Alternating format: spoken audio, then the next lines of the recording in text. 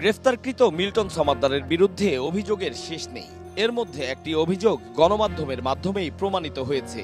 সেটি হলো জাল মৃত্যু সনদ তৈরি ও তা ব্যবহারের মাধ্যমে মরদেহ দাফন করা।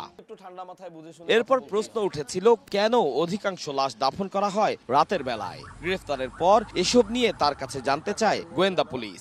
উনি ওই যে রাতের বেলা যে লাশটা দাফন করতেন এবং ওই সিটি কর্পোরেশনের সিল সাপ্পোর্টটা সে নিজেই করতেন। ওই সিল সাপ্পোর্টগুলি কাগজগুলি আমরা উদ্ধার করেছি, নিজেই সিল মেরেছে, নিজেই স্বাক্ষর করেছে, রাতের অন্ধকারে লাশ দাফন করেছে। এটা তো সদুত্তর দিতে পারে নাই। আর তার বিরুদ্ধে মারধর এবং মানব পাচারের অভিযোগও তুলেছিলেন একাধিক ভুক্তভোগী। এতদিন গণমাধ্যমের কাছে অভিযোগ দিলেও এবার আনুষ্ঠানিকভাবে আইনের পথেই হেঁটেছেন তারা। মিল্টন সমাদ্দারের বিরুদ্ধে অলরেডি তিনটি মামলা রুজু হয়েছে এবং একটি মামলা অলরেডি তাকে আমরা কোর্টে পাঠিয়েছি। আমরা 7 দিনের রিমান্ড চেয়েছি। আমি মনে করি রিমান্ডে আসার পরে তার যে অপকর্মগুলি আছে আমরা সবগুলি তদন্ত করে বের করব।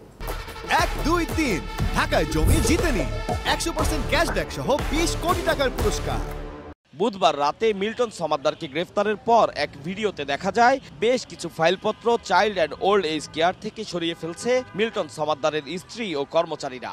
তাদেরকেও জিজ্ঞাসা করা হবে বলে জানান ডিবি প্রধান। আমরা স্ত্রীকেও আমরা ডাকবো, তাকে রিমান্ডে আসার পরে তার স্ত্রীকেও ডাকবো। আর কেউ যদি তার স্ত্রীর বিরুদ্ধে স্পেসিফিক অভিযোগ থাকে, মামলা করে, সেটিকে তাকে আমরা গ্রেফতার করব। আর মিরপুর থানা পুলিশ জানায়, মিল্টন গংদের বিরুদ্ধে আসা প্রত্যেকটি অভিযোগই খতিয়ে দেখবেন তারা। তার বিরুদ্ধে যে কোনো অভিযোগ যদি আসে অবশ্যই আমরা খতিয়ে দেখব এবং আইনগত ব্যবস্থা নেব। মিল্টন সমাদ্দারকে আদালতে তুলে 7 দিনের রিমান্ড আবেদন করবে পুলিশ। আতাউর কাউসার, সময় সংবাদ, ঢাকা।